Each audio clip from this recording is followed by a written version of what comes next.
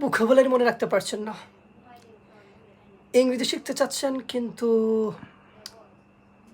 Barrier হচ্ছে আপনার vocabulary, কোনোভাবেই হচ্ছে ভোকাবুলারি মনে রাখতে পারছেন না, ভোকাবুলারি মনে রাখতে পারছেন না, দেখাচ্ছি আপনি কীভাবে ভোকাবুলারি মনে রাখবেন।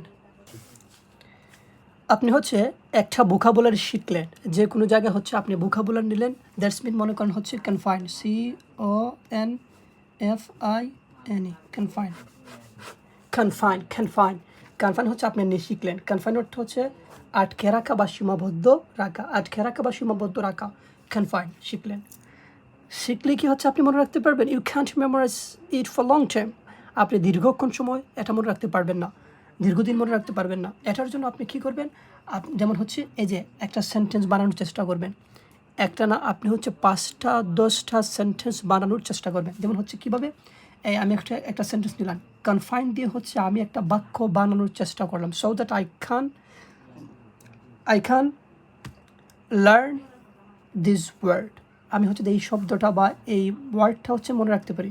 যেমন কুকুরটিকে বাড়ির পেছনের উঠোনে আটকে রাখা হয়েছিল, কুকুরটিকে বাড়ির পেছনের উঠোনে আটকে রাখা হয়েছিল।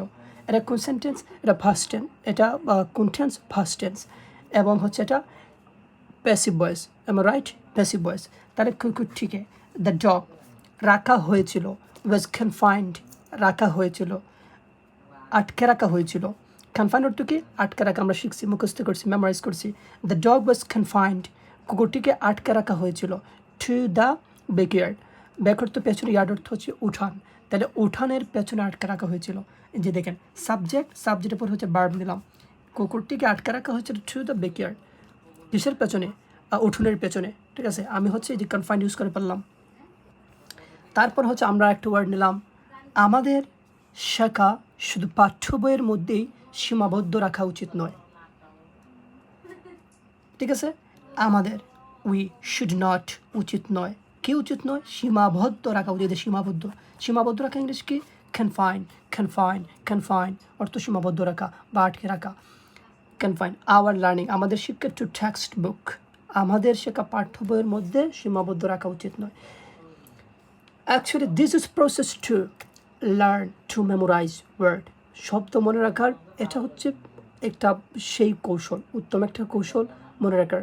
আমরা হচ্ছে উই ক্যান্ট মেমোরাইজ ওয়ার্ড, আমরা মনে রাখতে পারি না শব্দ, বিকজ উই ডোন্ট ইউজ, আমরা ইউজ করি না, এটা ইউটিলাইজ করি না, আমরা ব্যবহার করি না সেন্টেন্সে, that's why we can't memorize. বলতে পারেন যে হচ্ছে ইউ ক্যান্ট মেক সেন্টেন্স, আপনি সেন্টেন্স বানাতে পারেন না, বা হচ্ছে আপনি চিন্তা করতে পারেন না, এবং হচ্ছে আপনার জোর করে চিন্তা করা উচিত, জোর করে চিন্তা করা উচিত। কেন?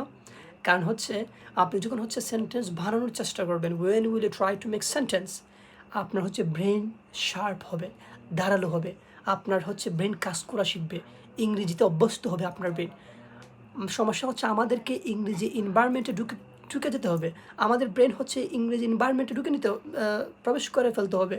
ঠিক আছে, তো আপনি যদি হচ্ছে চিন্তা করেন, সময় নেন, take times, then try to write, আপনি সময় নেন, তারপর লেখার চেষ্টা করেন, বাক্য বানানোর চেষ্টা করেন, definitely your English will be bomb.